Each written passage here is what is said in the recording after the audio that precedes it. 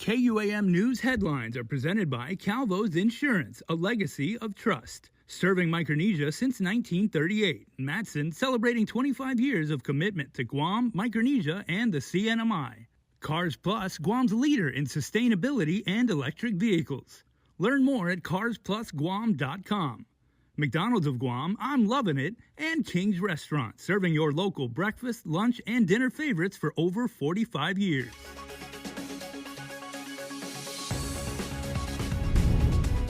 Ahead on KUAM News Primetime, a new proposal by the governor to compensate original landowners who can't get their ancestral property back. Nestor Lecanto with the details. Plus, a man accused of sexually molesting a child more than once is allowed to get out of prison. And convicted of sexually abusing two teens nearly 20 years ago, one man is back behind bars facing similar allegations. Hafa and good evening, everyone. Welcome to Primetime this Monday, October 17th. I'm Nick Delgado. And I'm Hannah Devonzo. Thanks for starting your week off with us. Well, there's a new proposal by the governor to compensate original landowners who cannot get their ancestral property back. The major announcement comes ahead of a legislative oversight hearing tomorrow on the proposed site of a new medical campus on military property in Manila. But that land has been under dispute by original landowners who say it should be returned to them instead. Nestor Lecanto reports. The governor announced new legislation aimed at remedying the lack of compensation for original landowners whose property was taken by the military. It's called the Land Bank Reform Act of 2022. Because federal law prohibits return of ancestral lands to original owners, the Guam Ancestral Lands Commission Land Bank Trust is currently the only compensation recourse for original owners. Unfortunately, for the past 2 decades, the land bank has failed to pay a single owner a penny of compensation because it is underfunded, and the law that created it has problems that prior administrations were unable or unwilling to resolve. That changes today. I cannot and will not stand by idly while our original owners remain unfairly compensated for the loss of their land for more generations. We need an alternative to get ancestral owners paid now. The governor's bill would clarify the eligibility criteria for ancestral landowners to receive compensation. It identifies multiple funding streams, including annual budget appropriations, and it would provide the means for claims to be calculated and distributed to original owners or their descendants. This hot-button issue resurfaced most recently when the governor identified Eagles Field in Manila as the site for a new medical complex to replace GMH. Since I met with the ancestral owners of Eagles Field on March 22nd, the Ancestral Lands Commission and GITA have met with more than 53 representatives from affected families. We are encouraged by and grateful for your support of our plans to improve Guam's healthcare facilities. We understand you do not have a path to compensation under the current ancestral land bank law. This proposed legislation will change that. Meanwhile, Lands Committee Chair Speaker Therese Terlahi will hold an oversight hearing on the issue on Tuesday, and now the governor wants Terlahi to fast-track her bill. Hold a public hearing and place it in the November session. It is now in the hands of Speaker Terlahi. For KUAM News, I'm Nestor Lecanto. A man accused of sexually abusing a teen girl known to him more than once is released from prison. Court documents released over the weekend charge 48-year-old Julian Kenga with first-degree criminal sexual conduct, 2 counts of second-degree criminal sexual conduct, and harassment. The child, now 16, allegedly telling police Kenga molested her twice when she was in middle school. In one incident, Kenga allegedly asked the girl to massage him before he took things too far. Kenga allegedly telling investigators something did happen that day, but he denied to say what exactly occurred, adding he would try his luck in court. He went before a Superior Court magistrate judge Saturday, the court releasing him on a $10,000 bond. Kenga was ordered to stay away from the alleged victim, and he cannot be left alone with children. Well, a 48-year-old level 2 sex offender now stands accused of sexually molesting a teenager known to him. Vincent Benavente Velasco is charged with second-degree criminal sexual conduct. Court documents state that the child was lying face down on a bed when Velasco allegedly molested the teen. Prosecutors allege he only stopped after the child's mother walked in. Velasco was convicted on similar charges in 2003. The victims in that case were 12 and 15-year-old girls. He admitted to his part in a deadly attack in Jigo. Now defendant 31-year-old Thomas Titano is being spared jail time for a new case where he was accused of assaulting a police officer. Titano telling Superior Court Judge Vernon Perez today that he was high on meth when he led officers on a chase through Dededo. He admitted to assaulting the arresting officer. Titano was sentenced to 1 year with all but 3 months suspended and credit for time served. This means he is freed in the case. He remains in prison for violating his parole in connection to the murder case. As KUAM News reported, Titano was convicted of aggravated assault for his role in the 2019 murder of Keith Castro. Co-actor Joshua Palacios is serving life for the killing. Also in local court, defendant Nicholas Moore undergoing trial for the drive-by shooting in Agana Heights. Prosecutors today calling up more witnesses to the stand. Expected to testify tomorrow, the alleged victim who had to be rushed to Naval Hospital after being shot. No word yet if Moore will testify in his defense. Trial is ongoing before Judge Alberto Tolentino. The man accused in a shooting in Dededo is hoping to get out of prison. Defendant Jensen DeVellis, through his attorney, telling a Superior Court judge he wants to be released under electronic monitoring. Judge Vernon Perez saying he may consider it for a short time, but would require DeVellis have a third-party custodian. DeVellis stands accused in a shooting along Tranquilo Court that sent another man to the hospital. His co-actor, Justin Duenas, has since taken a plea deal and awaits sentencing. DeVellis is back in court on November 3rd, where we could find out if he could also cut a plea deal or will take his case to trial.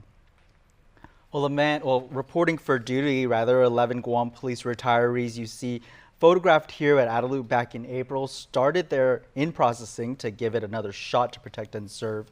It's GPD's incentive program that includes a $10,000 bonus for them to work as limited-term officers for at least a year. This is one incentive to increase police presence. Police Chief Stephen Ignacio has admitted his officers remained at the bottom of the national pay scale for law enforcement. Here's the interview with the top brass.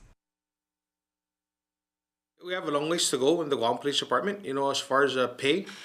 But, I think the 18%, that the pay raise or the adjustment, the pay adjustment, plus the 10% retention pay that they get, that's a 28% increase. So, we're chipping away at it, and, hopefully, in the near future, we get to a point where, we are a competitive police department in terms of salary. The group is said to be doing administrative duties at the precinct, allowing more uniformed cops to go out on patrol. Still to come on your news leader, the latest Decision 2022 news as the second week of early voting kicks off.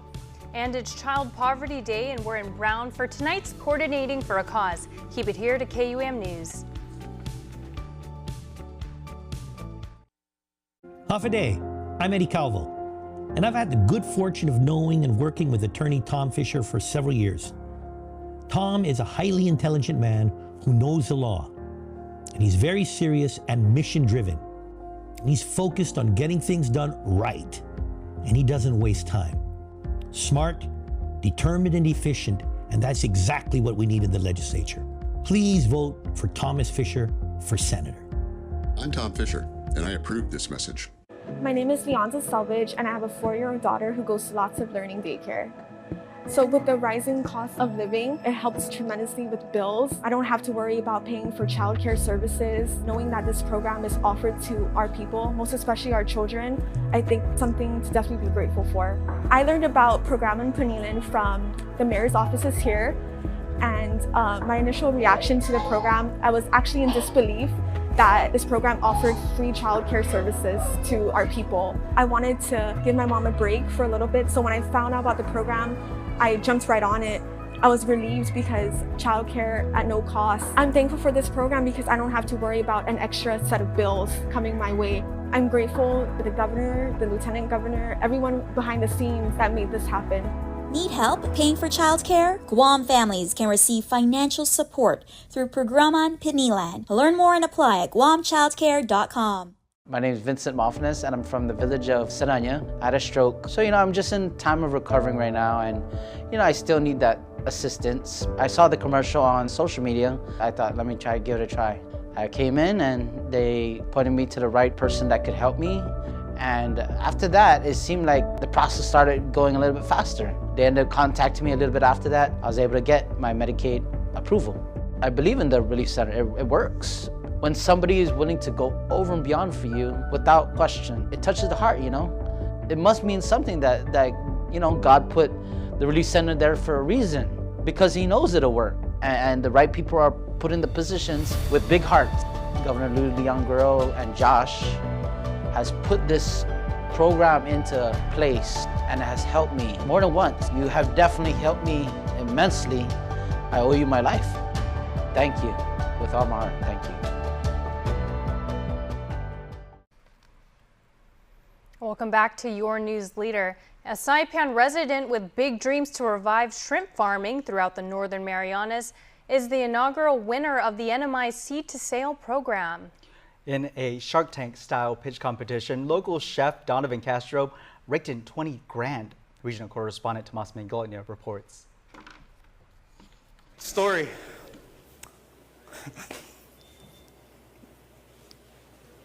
Hi, Dad. Chef Donovan Castro holding back tears, sharing the story of finding native shrimp on family visits to the beach on rainy days. Castro pitching his early business idea, Eddie Joe's Shrimp Shack, ultimately placing first, earning $20,000 in the inaugural Seed to Sale competition on Saipan, run by the CNMI Small Business Development Center. SEED stands for Supporting Entrepreneurs and Economic Development. This is in dedication to my late father, Edward Tanaka Diaz, and my grandfather, Jose Q. de Leon-Guerrero. They're not with us today, but this is a passion that I've been keeping in the back of my mind for 10 plus years. He wants to put Saipan on the map when it comes to shrimp production. His pitch calls for $20,000 for equipment to get started. The goal is to revive the shrimp culture in CNMI.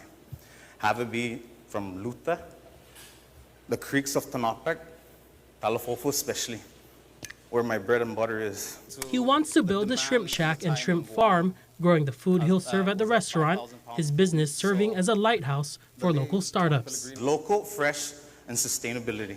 Tomas Mangolnia for KUAM News. Thanks, Tomas. Well, 1 week into early voting, and the pace is tracking faster than the most recent elections. The Election Commission also opened the first of 3 satellite voting sites this weekend at Ukadu High School. Here's GEC Executive Director Maria Pangilinan. Including Ukadu High School, we served 1,800 voters. So I think on a day-to-day basis, of course, we surpassed 2022 primary, and I think, I didn't look closely, but I think we're also surpassing on a daily, cumulatively, I think we're surpassing the general election of 2020. The next satellite voting will be held this coming Saturday, October 22nd at the Guam Community College from 10 a.m. to 3 p.m. Early voting is also available at the Westin Hotel from Tuesday through Friday from 9 a.m. to 6 p.m. District registration. That means that anybody can go, qualified electors can go to each of the mayor's offices, 19 of them, up to 8 o'clock tomorrow night, starting tomorrow night. That's October 18th. They can do that Monday, up until Monday next week, October 24th. Online voter registration and motor voter registration end tomorrow at 5 p.m. And the Homegrown Collective held the first ever Politics and Cannabis Forum over the weekend, bringing together 14 politicians seeking votes ahead of November. Its president, Jenilyn Abinales, says the conversation shouldn't go up in smoke. What's happening in the politician side and to see if they stand for cannabis or not, and to get to know us. Candidates running for a seat in the legislature shared most of the stage, but the conversation also shifted to the Attorney General race and enforcement of federal law. I view the role of the Attorney General in Guam as the people that are supposed to, or the agency that's supposed to assist the legislature accomplish its goals, to do it smartly and wisely. But again, as on a personal level, I am not averse to it. I will, if I'm the Attorney General, enforce whatever and enable whatever the legislature deems appropriate.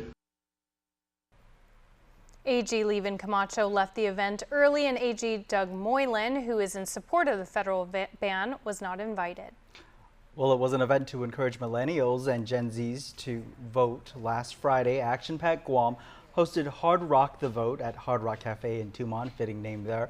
The event was held due to the concern that Guam's young voters are not being heard and represented at the polls or in the government. Action Pack Executive Director Phil Letty. We're doing our part to increase voter participation, but with a targeted audience of anyone under the age of 39, because from 18 to 39, there is a stark discrepancy as far as the voter turnout. So we're trying to increase and pique the interest of that demographic. In 2020, the GEC reported that young voters made up less than a quarter of the voting population. Letty says that Action Pack will continue to bring out more awareness campaigns to get young voters to the polls.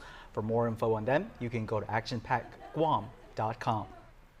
And today is Child Poverty Day, also known as the International Day for the Eradication of Poverty. It's why divisions under the Department of Public Health and Social Services is bringing attention to children in need on our island. Yeah, and we're also wearing the color brown to do our part in creating awareness. Metsuki Hirayama has more in tonight's Coordinating for a Cause.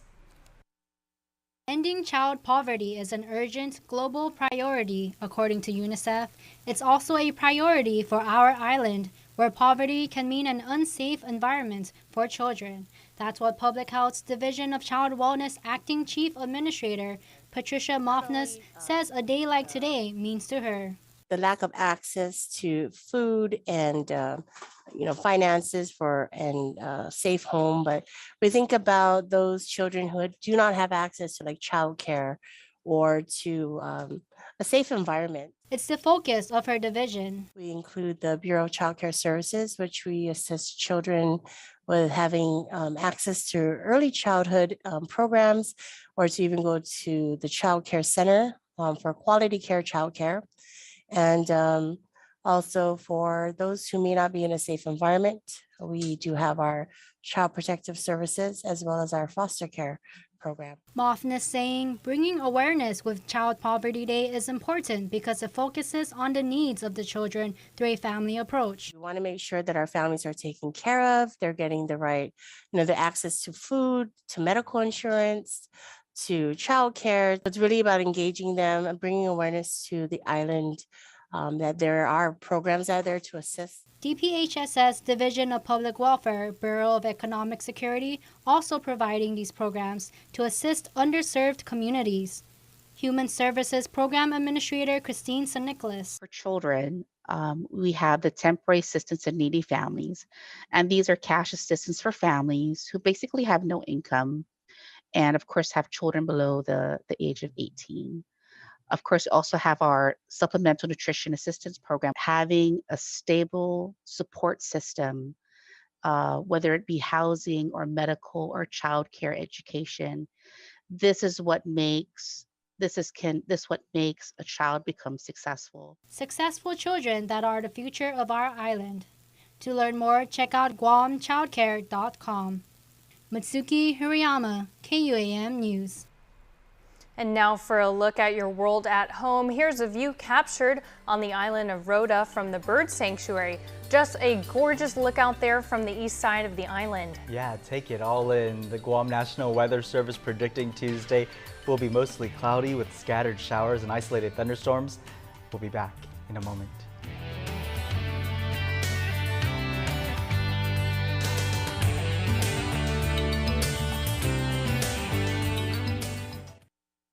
Buenas, I'm Amanda Shelton. Whether creating the first Veterans Bill of Rights, increasing scholarship funding for college students, creating the Opioid Recovery Fund, providing pandemic relief to companies, or pushing to raise the cost of living for our Manamku, my time as a lawmaker has always been about empowering people. I metgut na isla tumatuhun kon metgut na kabatsitu, hu prometi how esti. Please re-elect Amanda Shelton for Senator, Johnny Gold Torres Treasurer.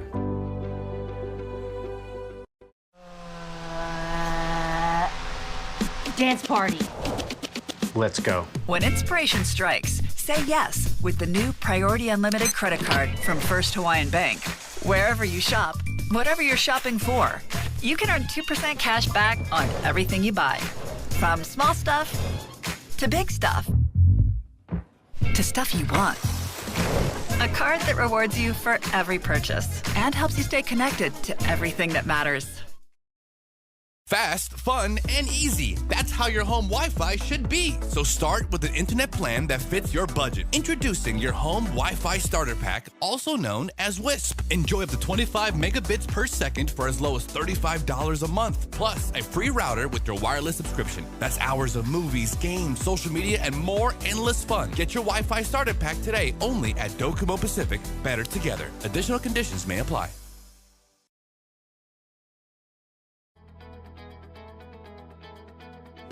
Power on with the strength of a Ram during Ram Power Days, happening now at Cars Plus Guam. Save up to $8,000 off on a brand new Ram truck today. My name is Jose Delgado, and you can contact me at 671-929-3645 to schedule a test drive, or you can visit our website at carsplusguam.com to learn more. Cars Plus, driven by you. KUAM Sports is brought to you by Docomo Pacific. Better together.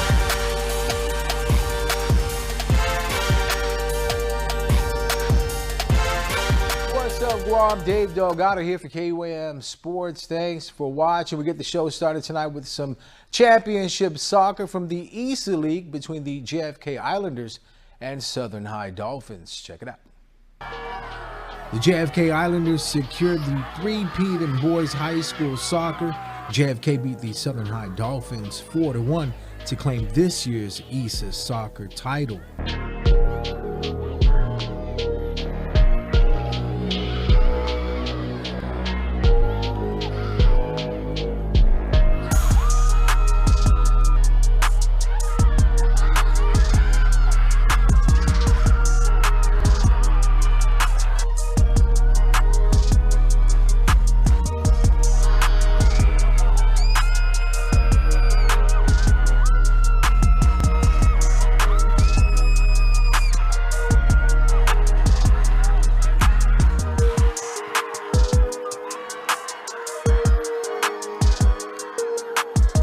Now for some footage from the Children's Ark Zombie Run 2K and 5K held over the weekend at the Teason Baseball Field. Proceeds from the run will benefit Sanctuary.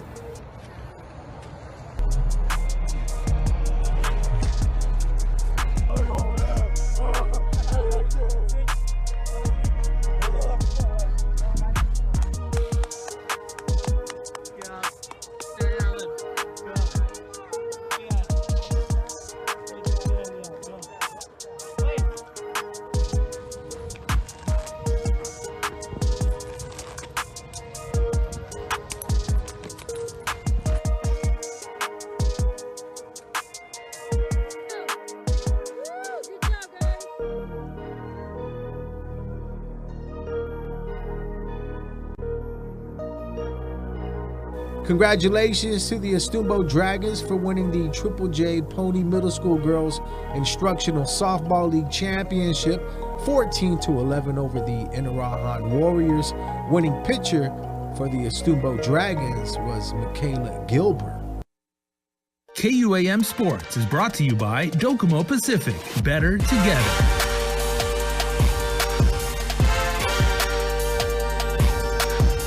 This burger looked at one slice of melted cheese and said, more cheese. It looked at pickles and said, also onions. It wanted to be more than hot. It wanted to be juicy. This is the Quarter Pounder with cheese. If you thought one napkin for the Quarter Pounder with cheese was enough, it's not enough.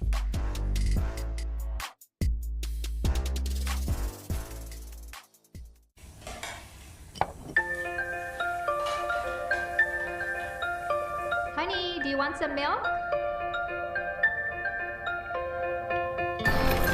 Do you ever wonder how your favorite products make their way into your local stores? Most arrive on state-of-the-art Matson vessels that transport containers of food, household items, equipment, and supplies into the islands every week. Because we know that you depend on us, we work closely with our partners to ensure that our shipments arrive on time, all the time, so you can find your favorite products when you need them. We transport the region's most precious cargo that supports successful businesses and promotes a better quality of life for our families.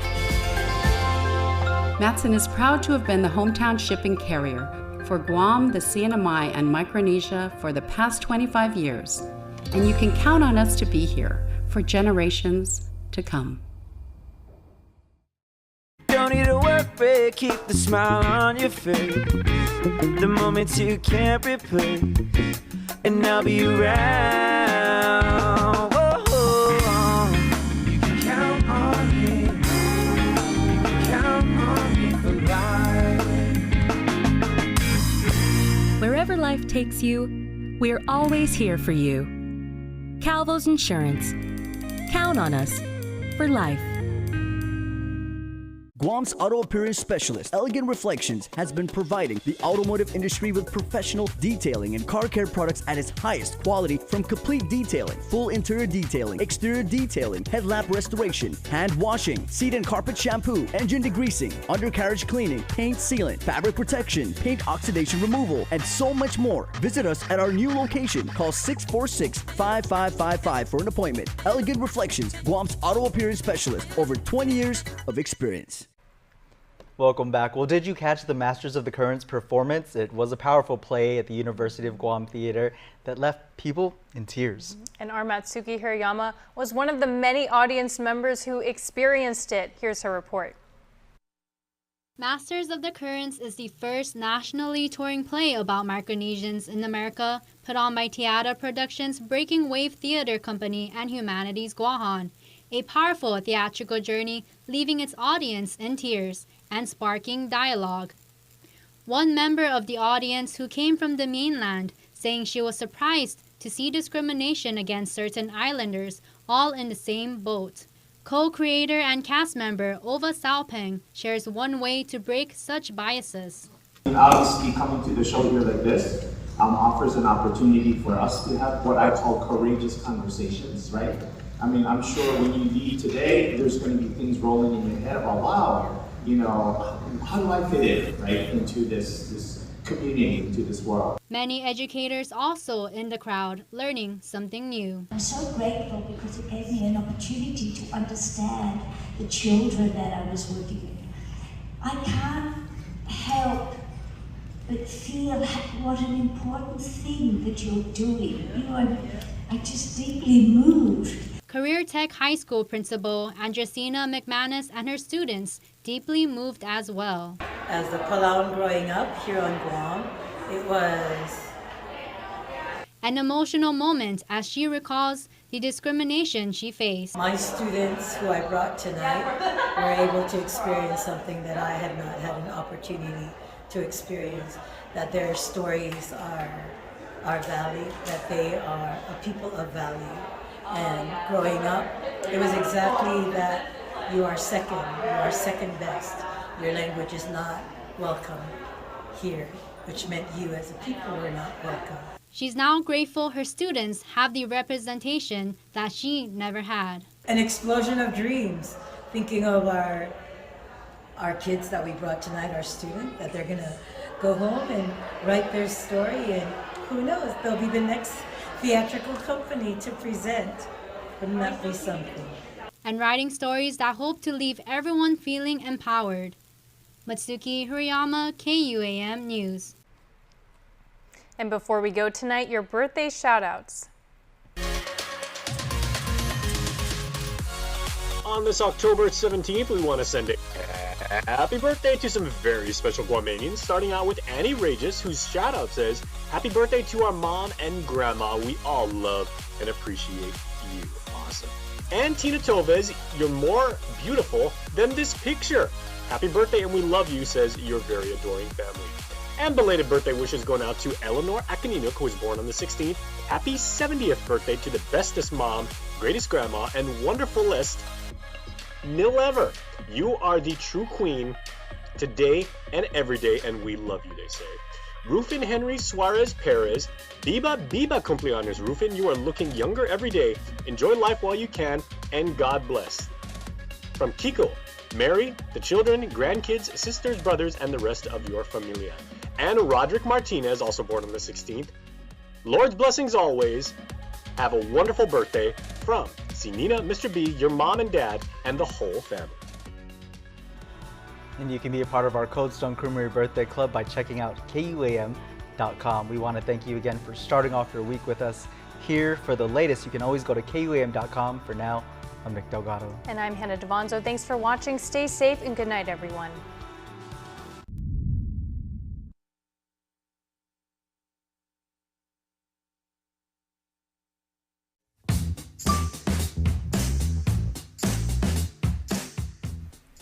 How about everyone, and welcome to the Hotspot. We're actually kind of flipping the script today. We're going to start with the hub, and we'll get to the Hotspot at the bottom of the hour.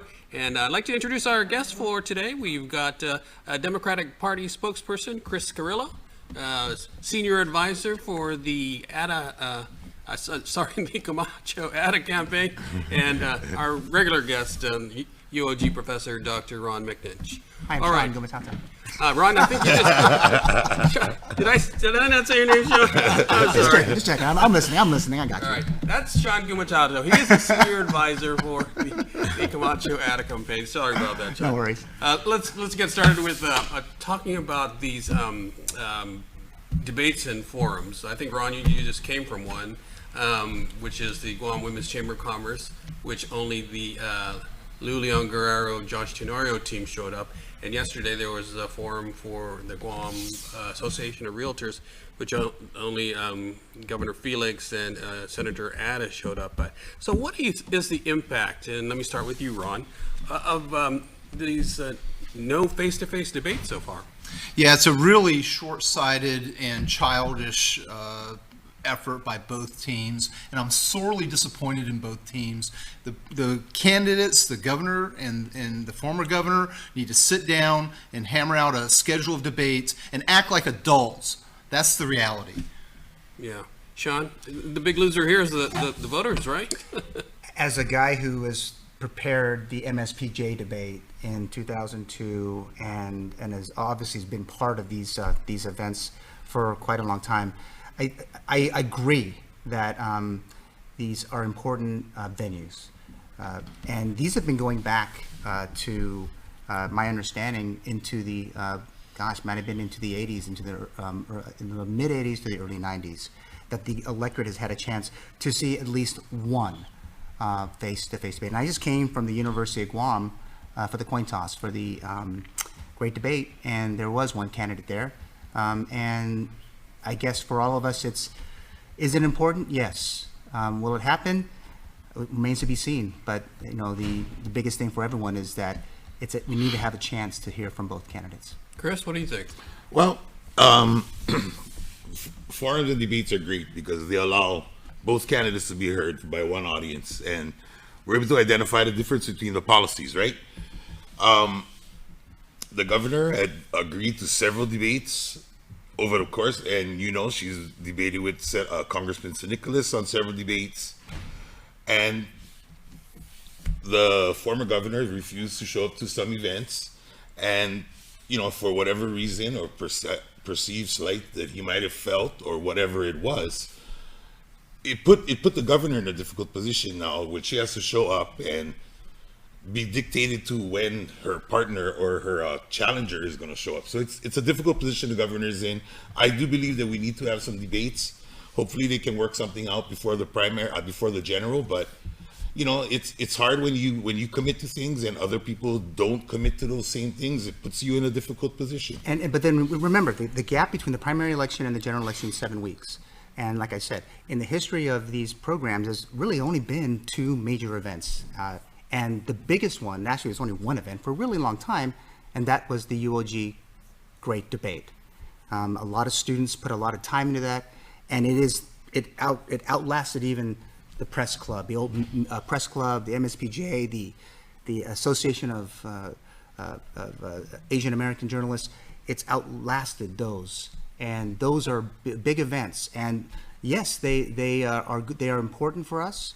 And as we've seen over the last 20 years, that has changed. The adding of debates in a 7-week period, it's very challenging for anyone to think that they can do 7 events, 10 events in 7 weeks. And I think campaigns are, they have the opportunity to work together, and I know that they had between Jerry Crisosimo and Roy Respicio, and we're here now. So we have 4 weeks left to go, and we still got events to give. So I think that's the way we're going. But Ron, we've gotten into a situation where, both camps are picking and choosing what they think is more advantageous to them. And I see Sean's point that, they can't do, if there's too many debates, it may not be practical for them to do it. So how do we resolve this then? My opinion, and again, I was a little bit strong in my. You're fired up. I was irritated. It's coffee. It's the coffee at the Hyatt. Okay, Good coffee. Good coffee. That's maybe too strong for me. Here's the thing. Okay, is I believe it's staff. It's not really the governor and former governor that's really driving this. I think it's the staff that are driving this, and that's why I think if the governor and former governor sit down and just come up with a mutual schedule and agree, I think that's all that it'll take. Because really, it's not healthy for the public to see pieces of this and pieces of that and then try to knit them together. And because really what both candidate teams are missing is that you're going to have a room full of your own followers anywhere you go. The debates and forums are not about the room full of followers. It's about the media being able, in the live casts that come out of them, that then the people see in real time both candidates, and that's the advantage. And that's where the middle is, and that's where this election is going to fall. Is the people in the middle are going to elect the next governor, not the camps. It's going to be the middle. But also, there's also been a trend nationwide where gubernatorial races, senatorial races, these debates are now falling from the wayside with the access to all the information that's out there, from podcasts to programs like the Hub. And that they can basically get their information and make decisions. Sure, but I think, and I'll get to, but I think the benefit is for the voter is to be able to see the two teams side by side and being able to gauge it. Because if you're just viewing them from their particular silo of preference, if you will, right. The Republican silo and then the Democratic silo, you can't really see a comparison between two different sides trying to. Talk about their positions on very, very important issues, Chris. Well, and Sean's point is correct, right? Podcasts, social media posts, targeted ads to meet your people is what happens, and we've seen it from the Camacho Ada camp. They've done a series of 14 or 15 1-hour podcasts with no pushback from anyone, right? They're just saying this is our truth and this is what we believe and this is what we say. Are you subscribed and follow us? I don't subscribe, but I do see them. I do see them on social media. What I'm saying is that a debate is an actual chance to examine each other's record. So when Felix goes out and says there's drugs is coming in at all this pace, but we see that during Felix's time he captured 6 pounds of meth per year. And in Governor Leon Guerrero's time, she's capturing 125 pounds of meth a year. That's the same thing with Ginger. Again, like that was that same report that we were asked the last time. So I guess we're still waiting for that report from the administration. We've seen it's not your role, so many but it's media the role reports. of the administration. Right, we're all waiting for that. We said that you can review media reports that show 40 pounds of meth was caught here, 6 pounds of meth, right? Yeah. So there's actual evidence. And when they're both on the stage and they talk about the issues and they talk about their record and they get checked on their record or they get checked on their lack of achievement, it's a good thing for the public to see. They can differentiate between the candidates and what's noise and what's actual fact. Yeah, especially when we're looking at the last 4 years. Exactly. Not what happened. Look, the governor is proud to stand on the record. I'm telling you right Yeah. now, she's going to Oh, be no, proud. well, she's no, going to we be proud to understand stand on that. her record. Yeah, but it goes back to what happened the last 4 We're years. getting better debates right here on. Yeah, I think so. We're okay. That's my point. All right, let's move on. Speaking of podcasts, Mike Sineklis, Delegate Mike Sineklis, recently appeared on a podcast with Governor Camacho, and he talked about supposedly a $9 million benefit to the Bank of Guam for the $300 million ARPA deposit that's sitting in the Bank of Guam that's being reserved for, I believe, for the construction of a new hospital. Can you elaborate on what his point was? No, I can't speak for Congressman Sineklis. From what I, just like you all have got to, if you watched the podcast, On the Trail with Felix and Tony, he mentioned that. I know there was another outlet that might have touched on that issue as well. I don't have all the technical details of it, but the congressman's coming at it from his experiences on the Hill primarily, and in that process. So again, I can't speak for Nestor, but it sounds like there might be an issue, and I think that maybe journalists could maybe take a deeper dive if that's the case. Yeah, well, we did, before I asked Chris, we did check with the Department of Administration, put out a statement explaining their position on it. And let me just read this one paragraph. Please. Department of Administration has full responsibility for decision making and ensuring where and how ARPA or other federal fund advances are managed. To be clear, no one had given instructions to DOA as to where or how ARPA or any federal fund advance should be invested. DOA followed the law and invested in a fund which in turn invests in federal obligations. This is considered a safe investment. This investment also provides our government with additional interest revenue that is rolled back into the ARPA fund for program use. DOA is concerned only that capital invested is secure and the resultant income is as high as such a risk-free investment will allow. So they say it's proper. But this is the first time we're all hearing of it, right? And No, it's not the first time. When did you hear it on the Hill? When did you hear it at the We've heard it in legislative hearings going back to last summer. Okay. Senator Taitagui had asked Ed Byrne on the floor. Right. He said that money is not in the Bank of Guam. It's in an interest-bearing account, away and aside. And this is not new that it hasn't been in the Bank of Guam. And Chris, did they say where? They didn't. You can FOIA them. I'm not sure where it is. I'm not sure either. So. I'm not privy to that information, but we do know that it's not in the Bank of Guam. So this whole line of well, actually, it is in the Bank of Guam. It's in a different. It's in an investment vehicle that's not benefiting the Bank of Guam. It's a stable. It's in fact, I don't think it's in the Bank of Guam at all. And if you read the statement, it says it's not in the Bank of Guam.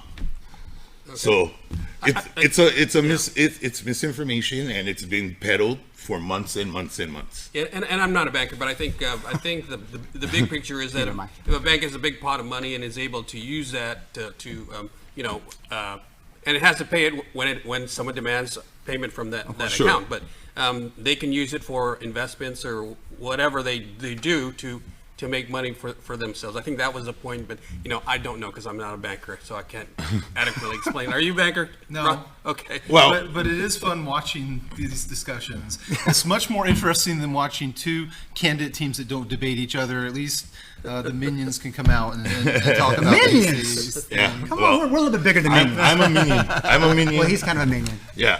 All right. On that note, we're going to take a short break and be back with more right after this. Nutrition can be difficult, but we make it easy and convenient. It's always best to do it with a friend or a group to help keep you all motivated and in check. We have a new 6-week group wellness program that is meant to help you to eat healthier and also to live a healthier lifestyle. Eating healthy has so many benefits like weight loss, increased energy levels, improved overall health, less doctor visits, and less money spent on medication.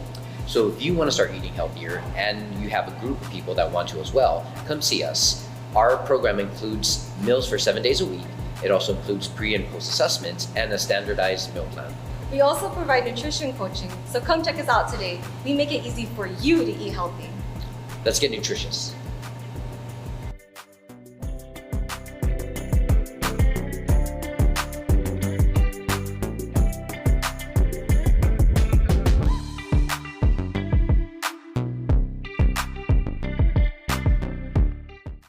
Today, I'm Kelina from Doc's Kitty College. And I'm Kristen from Doc's Daycare and Preschool. And we are so honored to be caring for the children of Guam. The governor's childcare programs help businesses like ours to really focus on the kids. These programs also help nonprofits and after-school programs and grandparents and so many families. Visit www.guamchildcare.com to learn more about the governor's childcare programs.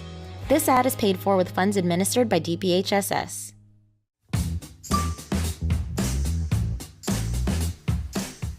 All right, we're back with the Hub, and time to move on to another topic. The governor recently came back from the first ever Pacific Islands Summit, hosted by the White House and President Joe Biden, attended by all the leaders of the various Pacific Islands. From all indications, all reports, it was a very successful event. She came back and she said that she's going to push for membership in the Pacific Islands Forum, which is a specific group that's composed of the leadership of the Pacific Islands, both in the North and the South Pacific.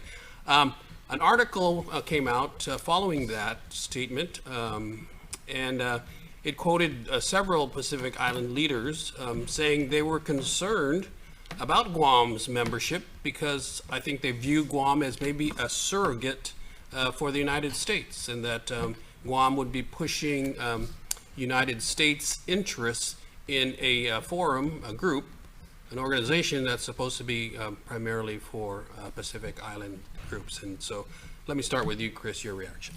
Well, it's important for Guam to have a seat on this council because Guam is the largest island in this region. We do have the closest relationship with the United States. That being said, the governor's actions up there is trying to ensure that the treatment of these islands is fair and equitable. That that we're receiving enough COFA funds so that the citizens can migrate here, so that the COFA agreement is in alignment with human rights, making sure that infrastructure is helped put up there, and all of those things. So it's important for Guam to have a voice on the commission. It's not going to be in charge of the commission. She'll be one of the seats. And I think it's a good thing for Guam, and it's a good thing for our region. But what about Pacific Island leaders' concerns that Guam is going to be like a surrogate for the U.S.? Well, they may perceive it that way, but I don't think that that's the governor's intention, and I don't think that's the United States' intention, right? They want to. What the governor wants to do is, and it's not just for this governor, it's for the next governor and moving forward, so that these Compact of Free Association migrants, when they come to America, when they come to Guam or Arkansas or Hawaii or these other hubs where they're going, that their rights are followed, to make sure that their islands have the correct infrastructure they need, health care, access to those things, and if they need federal aid, that we can go and push for federal aid for these. And Sean, I think boosting their concern is the fact that Governor Leon Guerrero was invited to the summit as a member representative of the U.S. delegation. Well, it was as an observer to the event. So, but as you know, because the territories are under the auspices of the U.S. Department of Interior, any of those types of matters would go through that. But I want to say that perhaps the reasoning why was, but I think it was 2014 at least in an Australian Broadcasting Corporation story, that they invited the French Polynesia and New Caledonia to join the Pacific Island Forum, which makes some sense to be able to ask to do that. But again, the process it's not just a one and done. I think that the concerns of the island nations are very important, and the Biden administration must hear those concerns. I think it's fair. I mean, will there be a lot of U.S. intervention because of it? I doubt it. Remember that these are all independent nations that are part of this. There's a worry about China getting their hooks on some of the island nations, and looking at investing, which could create a different type of atmosphere policy-wise here in the region. So you agree then? You agree that Guam should be part of the Pacific? Again, I think there's a process. I mean, the process that is it really a process? Is she really underway? Both Chris and I don't know. I mean, that's the big deal. Just because you say it, but the State Department is not the end all. There's a big monster in there called the U.S. Department of Interior. Right. There's the White House as well. That, I mean, at some point, if they're not, I mean, you're an observer. That's just, you can watch everything, but you won't have really any say. So hopefully that'll change soon. Yeah, Ron, you got any thoughts on that? You know, the U.S. won't give us a seat at the compact negotiation, so I might as well go to the Pacific Forum and get a seat, right? Sure. You know, and by the way, I'm going to be out for 2 weeks, so if don't think that don't think Nestor fired me, you know, today. Basically, so I won't be at the table in the next 2 weeks. I heard this guy from the University of Hawaii quacking about this in a really pejorative way. Obviously, a lot of the people doing a lot of the talking about Guam in the United States really probably don't know what they're talking about. How little they understand how the U.S. and Guam often don't get along. So if you're afraid that you go to the table and you're going to get along, they might just see the opposite. That's one little point. The other point is China does have its hooks and everything.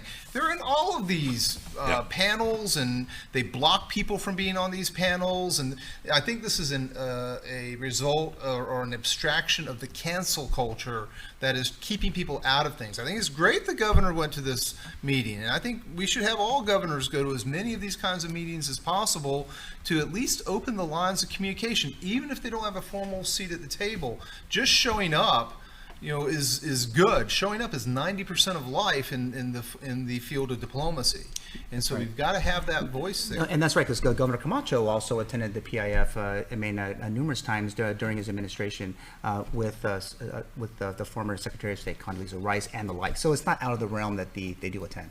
Okay, please note, we have consensus right here. On that note, we're going to take another break and be back with more of The Hub right after this. Introducing the new Choice Bundles from GTA. Choose from the services you want and save big when you bundle. Fast internet speeds, unlimited mobile data, digital TV that you can stream anywhere, and digital home phone for Guam's most reliable network. The more you choose, the more you save. Over $1,000 a year. And for a limited time, bundle Internet 75 or higher and get a $100 account credit. Visit GTA.net and use our bundle calculator to see how much you can save. GTA, we start with you. My name is Leonza Selvage, and I have a 4-year-old daughter who goes to lots of learning daycare. So with the rising cost of living, it helps tremendously with bills. I don't have to worry about paying for childcare services. Knowing that this program is offered to our people, most especially our children, I think something to definitely be grateful for. I learned about Programan Panilan from the mayor's offices here, and my initial reaction to the program, I was actually in disbelief that this program offered free childcare services to our people. I wanted to give my mom a break for a little bit, so when I found out about the program, I jumped right on it. I was relieved because childcare at no cost. I'm thankful for this program because I don't have to worry about an extra set of bills coming my way. I'm grateful to the governor, the lieutenant governor, everyone behind the scenes that made this happen.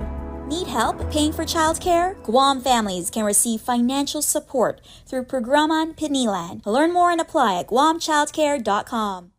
Mobile offers a new and convenient way to fuel your vehicle. Pay gas and go. No need to line up inside the store. Press preset. Enter whole dollar amount without decimals. Press loyalty ID and enter your mobile number or insert Smiles card. Insert and remove payment card or tap contactless credit card. Begin fueling. And don't forget to grab your receipt. Pay gas and go. It's that easy. And that's where the cheese comes in. I don't get it. It's a thick crust with crispy edges. What is there not to get? The sauce on top? You haven't even tried it yet. You know, she's got a point. I don't want to talk about politics. Detroit style is back at Pizza Hut. No one out Pizza's the Hut.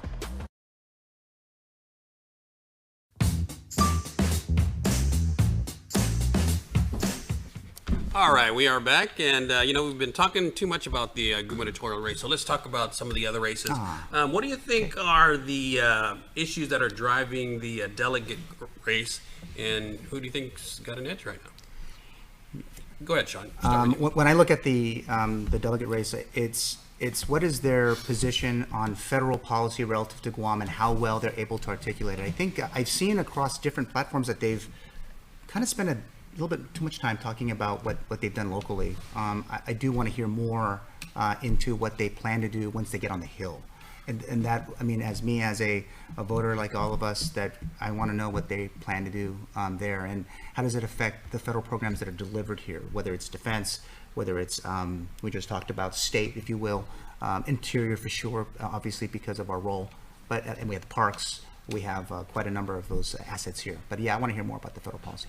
As a Republican, do you think Jim Moylan has distinguished himself better than Dr. Judy Wampat? I think they're both just working through in these events to kind of articulate that. I mean, there's still a long way to go, but they're with each engagement, with each time talking about it, it's getting a little bit better. But I mean, the whole community wants to see them both have a command of the federal policy for Guam. Chris, what do you think the issues are that are driving the delegate race, and how do you think Dr. Wampat's doing? Well, I agree with a lot of what Sean had to say, right? How are they going to deal up there in the Hill? And I think that Speaker Wampat has a track record of being a person that can work with both sides of the aisle. She was a speaker for 5 terms. She's got a lot of policy through. She's tenacious. When she wants something done, she speaks to everyone. She comes to agreements with people. And she's a great leader, right? So Senator Moylan has been doing a lot of legislation that, gets to but doesn't have a funding source. Gets here, but is not able to push it through. So you have one person that can work with others and another person that doesn't and uses a lot of press releases and social media to attack others. So I think that because Speaker Wampat has been so engaged in foreign relations, especially in this area, being the president of the APIL, going to Washington to get resources for that. She has a lot of connections. She's been spending time up in Washington, D.C. the last few weeks, meeting with important people and important Democrats that she's going to work with and talking to the other side, seeing where they can find points where they can stand together. So in my opinion, I think that Judy's ahead a little bit, but it remains to be seen. The voters are going to tell us at the end of the day, but I think that Speaker Wampat has a proven track record that we know as Chamorro people we can count on her. Okay, Ron, do you think the 2 candidates have been able to distinguish themselves, and are there issues that kind of separate them? And what are your thoughts on who's articulating their positions the best? First, there are a lot of very strong and important differences between these 2 candidates. The problem is they're both just so nice. They're way too nice to each other when there are these important contrasting differences. Moylan believes that everyone should vote for political status. Wampat doesn't believe that. And she said it. I mean, that was what was said. She says, later people can vote. And he said, no, let people vote today. Those kinds of highlights need to be distinguished for the public, and the public needs to see these kinds of differences. Wampat also had a great point about making sure Guam's included in every single bill at the Congress. That was a great point. The debate or forum today was very good. It showed us some of that, but they're not really contrasted very well. And I think Moylan would probably say the same thing. Yeah, absolutely get Guam on every bill. The key point that nobody ever talks about, and we've got to get our public and community to talk about, is we're going to be absolutely hobbled at the U.S. Congress until we get a voice at the U.S. Senate, whether it's informal or formal. We get a seat at that table where half of the legislative process actually happens. We have no voice there. And so whoever is our delegate, their prime directive should be getting a voice at the other house, and then we can actually get things done. Yeah, like a shadow senator, like the one that D.C. has. Or use a Tennessee Act, right? To absolutely. Get it in place, sit down, and now you're it. Is that another consensus? Well, I think that one other important difference is women's reproductive rights and the choice. I mean, I know Dr. McNitch doesn't really think it's going to play a large role at the last time I was here, but women are coming out to vote for pro-choice candidates because they feel like their rights are about to be taken away. It still should be a states' rights issue. I believe it's a states' rights thing. Let the state decide. And that's in line with the national politics. Yeah, even though there's a push federally, but it should be a states' rights issue. And men can't get pregnant. I think we should agree on that at least. Yeah. As a father of 4 daughters, I'll agree. All right. I get 2 sons, so.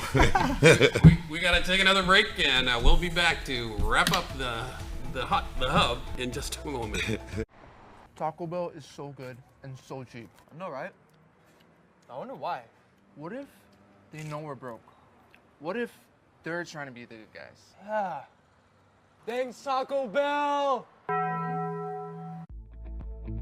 MTO Maintenance will now completely sanitize your home, office, or business with state-of-the-art commercial sprayers. For over 30 years, MTO Maintenance has been committed to the health and safety of our customers. And now, more than ever, a clean home, office, carpets, and furniture is a necessity to our island. Give us a call today. Stay healthy and stay safe, Guam. Call 647-6861 for an appointment. I want my streaming. I want my TV. Ooh, streaming TV. Switch between live TV and your favorite streaming apps with DTV Plus from Docomo Pacific. Watch your shows in multiple devices all at the same time, all from your home Wi-Fi. No cable lines, no hassle, more savings for only $35 a month with your Link bundle. DTV Plus, your cable TV on Wi-Fi. Ooh, streaming TV. Power on with the strength of a Ram during Ram Power Days, happening now at Cars Plus Guam. Save up to $8,000 off on a brand new Ram truck today.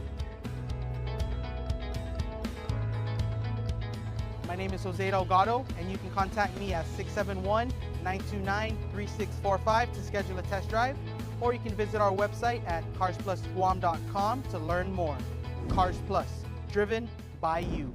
Okay, we are back for the final few minutes of our show, and before we turn it over to Tomas, of course. Last question. Let's talk about the AG race. Same question. What issues are driving the AG race, and who has the edge? And we've got three candidates, actually. We've got Levin Camacho, we've got Doug Moylan, and we've got a write-in candidate, Peter Santos. Let me start with you, Ron, because you've got some strong thoughts about the write-in candidate. Just Go a ahead. little strong. Yeah, I think there are two candidates in this race only, and there are two named candidates on the ballot, and that's who people are going to be vastly voting for. I think that in general, both of them have good contrasts. I think that Doug and Levin both have done the job, and the public can certainly see the differences.